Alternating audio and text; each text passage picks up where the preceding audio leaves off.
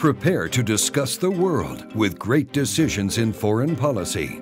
In 2010, this award-winning series brings armchair diplomats up to speed with episodes like Power, Politics, and the Persian Gulf, a look at the world's most volatile region. The Iranians are a people of a certain self-image that, regardless of whether it's Ahmadinejad or if the Shah had still been there, they'd want a nuclear weapon. If the Pakistanis can have one, if India can have one, Iran should. The estimate varies, but within the next couple of years, the prediction is that Iran can get to a nuclear weapon. The most important thing to remember is if Iran is attacked, it will respond. And if that happens, then the consequences to the world economy will be enormous.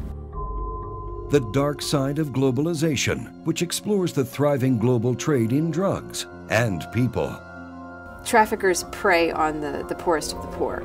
They prey on people who have little or no economic opportunity of their own. I have made this human trafficking as one of the most serious crimes which we have to prevent.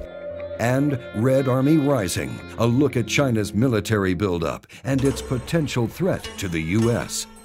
There's no question in my mind that on the capability side of the equation, there's very robust investment, and much of it is oriented against the United States.